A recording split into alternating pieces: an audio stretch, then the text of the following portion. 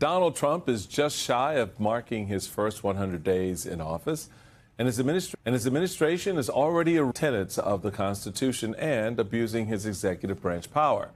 From deporting legal residents and American citizens alike with no due process, to arresting judges to make a political point, and defying a court order to secure the release of a man the administration admits it mistakenly deported, Donald Trump is transforming America without the authorization of Congress and the defiance of the courts and without your authorization. And signs are showing the public may have had enough. A brand new NBC News poll out this hour shows Donald Trump's approval 10 points underwater. Joining us now is former special counsel and former special assistant to President Obama, Norm Eisen. He's also the executive chair of State Democracy Defenders Fund. Welcome again, sir. So if you were a legitimate populist, you would look at those poll numbers and say, well, we've got a reverse course. If all you cared about was your base, then you would double down, which I thought this reporting from Axios was interesting, that the MAGA base is loving things like the arrest of the Wisconsin judge that we saw this past week. Trump delivered a shock and awe series of first 100-day actions and executive orders, but MAGA podcasts and social media posts showed the true believers wanted more. Arrests of political foes. Attorney General Pam Bondi and FBI Director Kash Patel have urged patience, insisting to the base that they're hard at work targeting deep state provocateurs and other enemies of MAGA. Friday's arrest of Judge Hannah Duggan took some pressure off. This is not how government or democracy is supposed to work, Norm Eisen. It's been so interesting for me to be with y'all for the first 100 days of Trump, because when we started, when I first came on here and Trump's calling me out, we said, well, what's this first chapter going to look like? And Alicia, he's losing. And the arrogance, the overreach, that is a classic trait throughout millennia of history of autocrats and authoritarians. And if you look across those issues, court proceedings, that's where we started. He's lost almost 100 times in court. We've never seen anything like it. He's losing on these immigration cases. That's driving public revulsion against him, the opposite of populism. You can't rule with 30% MAGA base. The public is up in arms. We're seeing in some of these polls, 80% of Americans are saying, hey, Trump, you should be following court orders. So the litigation has struck a spark. Then you have the polls, both the electoral polls and the public polling. Look at that landslide loss, the Wisconsin Supreme Court case. It was a referendum on Musk. By the way, Musk, he's been driven out. Where is Musk? It's like, where's Waldo? He's gone. They're hiding him because it's been Doge such a failure. And finally, it always happens last. The political leadership, it's the 4 Ps. They're now following along. I was so excited. We had 2 big court wins this week at State Democracy Defenders Fund. One of them was Trump's election EO, where he wants to benefit his voters. You know, in America, the voters are supposed to pick the president, not vice versa. I went to court, and Hakeem Jeffries and Chuck Schumer had a table full of lawyers in court. So they're all in now. Trump he's lost the first 100 days. You said you had 2. That was one. What was the other one? The other one was something near and dear to all of our hearts here in journalism, Voice of America. Yeah. He tried to take down Voice of America. We got a preliminary injunction stopping him. First Amendment. It matters. It does. It does matter. I love the legal piece, and that's an important part of all of this in so many ways. To me, though, the most disturbing part is what happened to Judge Duggan. It's terrible. And the fact that you have American citizens applauding it and wanting more, and having members of Congress, Republican members of Congress specifically, saying arrest more. So how do we then gird ourselves against further erosion in that lane where there's another judge, this time a federal judge, who rules in a way and Trump doesn't like it? What recourse do we have to protect them? Because you're on the front line on the paper, right? The Constitution, the principles, the ideas, the norms that we all try to live by. But when you arrest a judge, how do we as citizens respond to that? And can I arrest a judge that has not broken a court? Judges are not above the law. It's something they're not above the law, right? They're not above the law, but these judges, there have been judges that have committed crimes, that have broken the law. It seems the facts that we have on the table that the government has put forward are loose at best. They are trying to charge these folks with felonies. When we came on at the beginning, when I came on at the beginning of the 100 days, my greatest fear for American democracy was that Donald Trump would boil the frog. Mm-hmm. Like as an ex-diplomat, I saw Erdogan did in Turkey, Orban did in Hungary.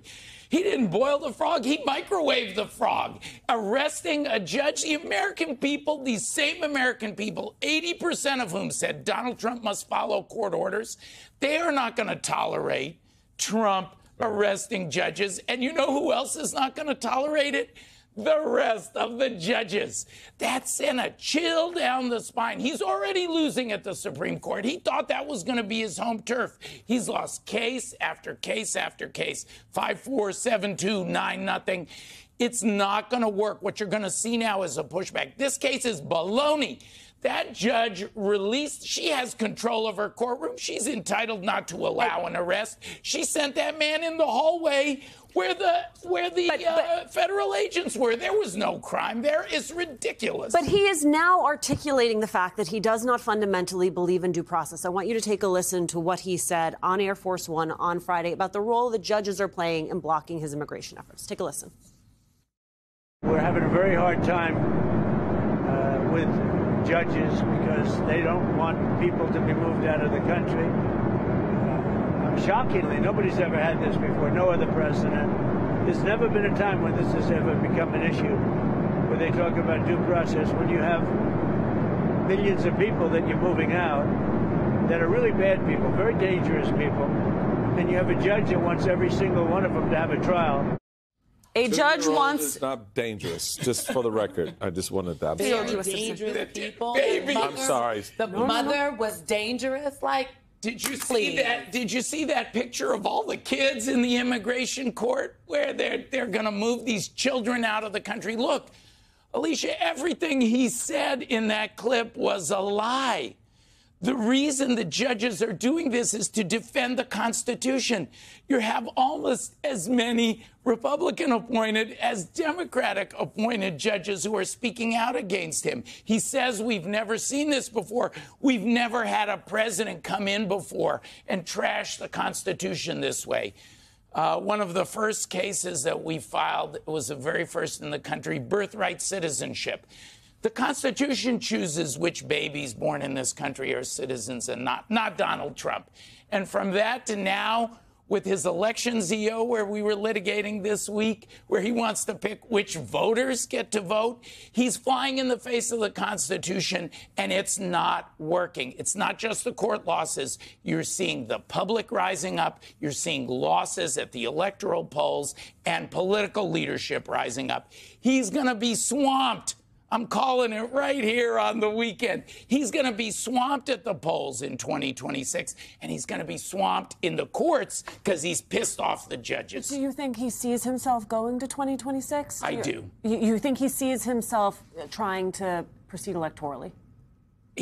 What we've seen is this autocracy, the roughly 30% of Americans that Donald Trump commands, they'll follow, anything. By the way, very interesting.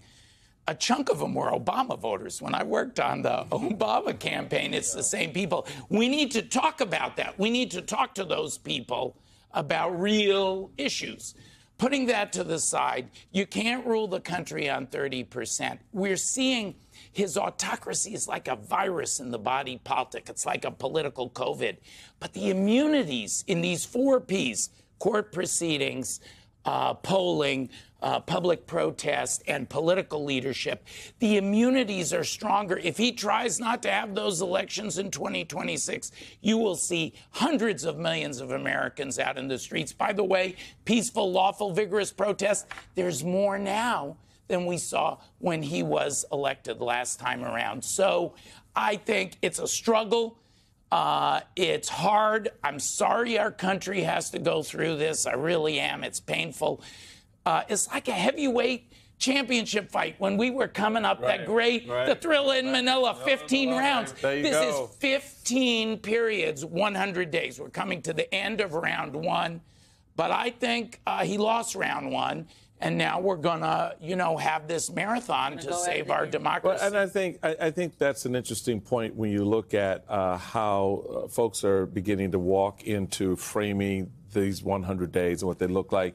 You've got American Progress op-ed noting authoritarian perpetrators erode the rule of law by attacking prosecutors, neutering public watchdogs, and shielding themselves and their families and their allies from legal consequences. What remains is not a functioning democracy, but an unaccountable executive cloaked in here's where you come in the trappings of legality.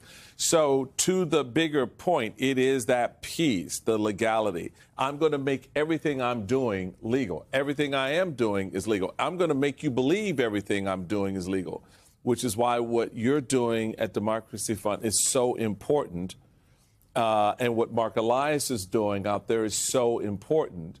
And I wish there were other Republican lawyers that would join if you give a damn about the Constitution, because it's that important to push up against this false notion that what I'm doing is legal. I will say on the Republican lawyer front, almost 36, over 30 Republican dignitaries, legal dignitaries from every administration, Nixon to Trump 1, all joined us in that Venezuelan deportation case. It's another lie that Donald Trump told on Air Force One. Innocent people are getting swept up in these deportations. Almost 36 of them joined us, all Republicans, to say, hey, this is not conservative. They said it to the Supreme Court and to the Court of Appeals, the D.C. Circuit. And those Republicans on those courts listen to my clients. I did that together with Stuart Gerson, Bush administration lawyer. We were the co-counsel. So you're telling me it's some legal Republicans out there? They're excellent. He's not the only one. They're excellent. So I don't want to be falsely optimistic with y'all. Obviously, it's a tremendous struggle. It's just the first round of that 15-round heavyweight championship. But he did not win the first 100 days. He lost the first 100 days. That's why you're seeing the lashing out. That's why they arrested Judge Dugan, because they don't know what to do. They're desperate. They're trapped. They're cornered. They're making mistakes. They're not boiling the frog. They're microwaving the frog. And if they don't make a course correction, this will not work. Democracy will endure. Well, there you go.